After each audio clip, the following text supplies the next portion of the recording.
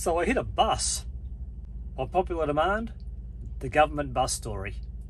Yep, dash cams will save you if you're in the right, but they will hang you if you're in the wrong. Now this one happened on the Pacific Highway, southbound, Chatswood.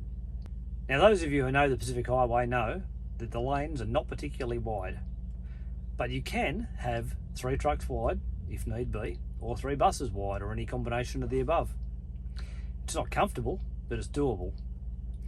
So on this occasion, we had the bus in lane 1, I was in lane 2, and there was a car in lane 3 next to me. Now I moved over as far as I possibly could, without scaring the car. So my right-hand steer tyre was actually in lane 3. And you can hear me say audibly on the video to the bus, you stay in your lane, I'll stay in my lane, and everyone will be happy. Because I had seen him deviate from his lane slightly just before. Now this worried me, which is why I said it. You get over in your lane, and everyone's going to be happy. Oh! I just hit a bus. Just hit a bus. Yeah, I've got to go.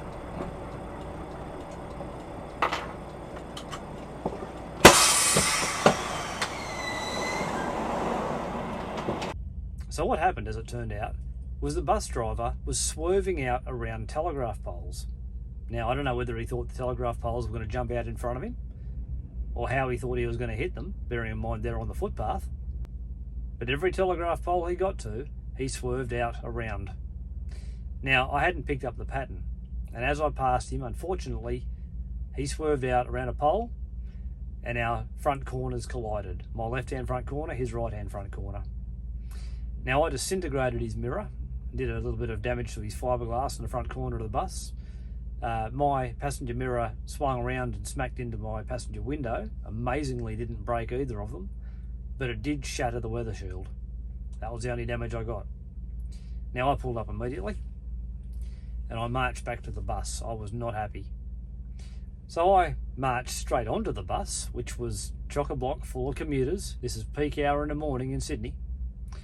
And I marched straight onto the bus and I said in my politest fashion, "What lane are you in?"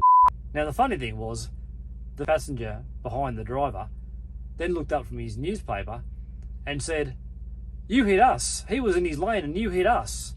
So not wanting to escalate the situation, I said, "Sit down, you're reading the newspaper. You wouldn't even know if you were on a bus, let alone what lane you were in."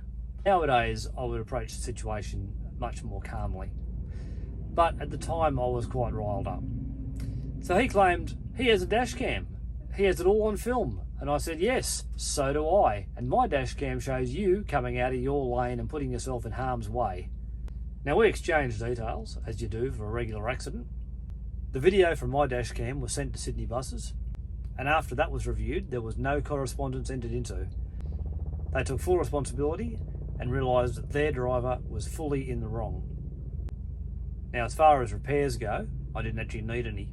The weather shield was shattered, but I didn't bother about replacing that. As for the mirror, it was as simple as pulling it back into shape and tightening up the bolts. No damage at all. The bus, not so much. I reckon it probably had a week in hospital. The passengers, well, they were probably a touch shaken up, but they could blame that on their bus driver. Hopefully next time he realises that telegraph poles aren't going to jump off the curb at him. So that's the bus story. And again, if you've got a dash cam, if you're in the right, it'll save you every time. If you're in the wrong, it'll hang you.